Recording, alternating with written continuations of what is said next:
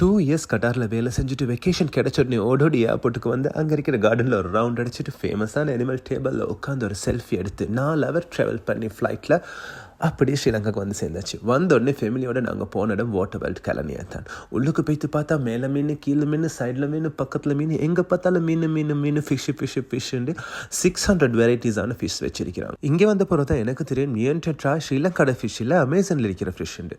North America Amazon ரிவர்லேருந்து கொண்டு வந்து electric eel கூட இங்கே இருக்குது. இது 1000 வாட்ஸ் எலக்ட்ரிக்கை ஜென்ரேட் பண்ணி ஒரு பெரிய ஹோஸே கொண்டு வருமா. இந்த டீட்டெயில்ஸ் எல்லாம் எப்படி எனக்கு தெரியும்னு கேட்காதீங்க. என்கிட்ட எல்லா ஃபிஷ் டீட்டெயில்ஸையும் அந்த டேங்குக்கு மேலே போயிட்டு வச்சுக்கிறாங்க. இதை பார்த்தீங்களா, ஸ்கெல்டல் மாதிரி இருக்குது.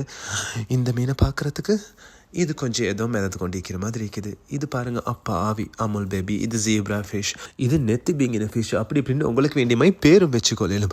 அடுத்தது 10 லட்சம் ரூபாட பிளாட்டினம் எலிகேட்டர். ஏண்டாவே களவெடுக்க மட்டும் வந்துடாதீங்க. அப்படி இப்படின்னு இந்த தனல் ஃபுல்லாக பார்த்து முடிஞ்சாச்சு. சும்மா கொழும்பு ஜூக்கு போய்த்து காயறதை விட 1100 அடல்ட்ஸுக்கும் சில்ட்ரன்ஸுக்கு 750 ருபீஸும் கொடுத்து இங்கே 4 ஹவர் ஸ்பெண்ட் பண்ணுறது எனக்கு வர்த்துன்னு தான் நான் சொல்லுவேன்.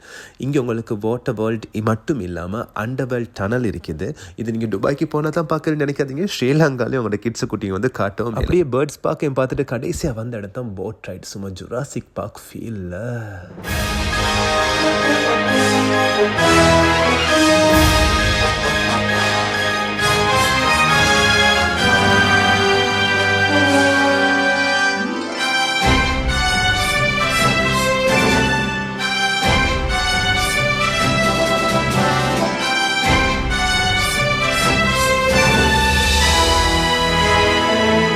இதுக்கு மேலே நான் சொல்ல தேவையில்ல, நீங்களே போய்த்து பார்த்துக்கோங்க. அடுத்தது அன்னாசிக்கா வெங்கடுகுடா தின்னுட்டு நாங்கள் அடுத்த இடத்துக்கு